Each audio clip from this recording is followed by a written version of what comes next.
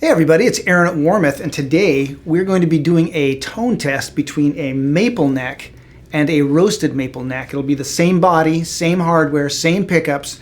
The necks will have identical specs. The only thing that will be changing is the wood. Will we be able to hear a difference? Let's find out.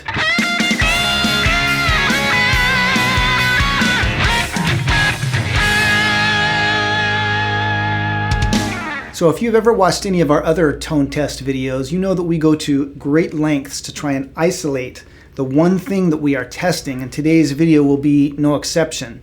Of course, we'll be using the same body, pickups, and hardware, obviously. But the necks themselves also have identical specs. They both have standard thin neck profile, 6150 nickel frets. They both have Tusk XL nuts. I'll be swapping the tuners and the string trees, so those will be the same. The only difference is that one neck will be roasted maple and the other neck will be regular maple. And the more observant among you will have noticed that one nut is black and one nut is white, but they're both Tusk XL material, so I'm not counting that as a difference. And as usual, I'll be doing my best to make sure that my picking strength and my picking location and my technique is as close as it can be in each take. Every time I do one of these videos, I have people who like to call me out on that. And it is a variable, but I don't think it's as big a variable as some people try to make it. And the reason I think that is because I've already done a video where I test one guitar against itself. I take a single guitar, and with no changes, I go through the exact same testing procedure where I play a set of licks one day, wait till the next day, and play them again. And I compared them, and to my ear, they sounded virtually identical. If you want to check that video out, I will link to it in the description. Anyway, enough yapping. Let's get to the test.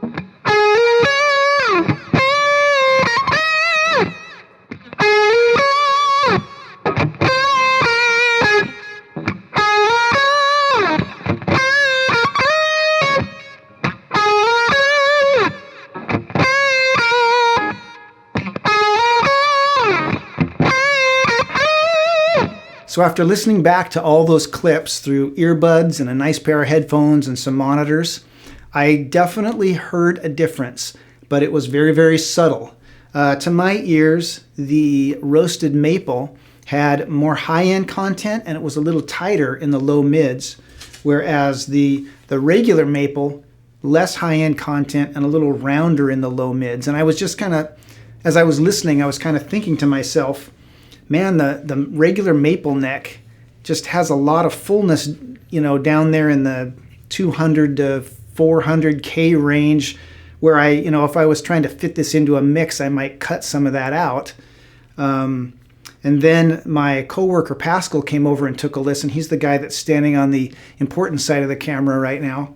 And he took a listen and he said, man, the roasted maple one is really bright.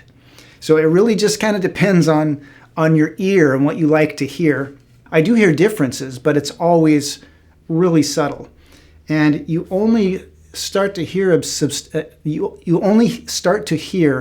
substantial difference when you change the whole recipe. Like if you just isolate the scale length, the difference is inconsequential. But when but then if you compare like an alder body with a 25.5-inch scale length and a maple neck and single coil pickups to a mahogany body, 24.75-inch scale with a mahogany neck and humbucker pickups, then you start to hear a substantial difference. The pickups are a huge part of that equation, obviously, but the point is, in isolation, nothing makes a huge difference.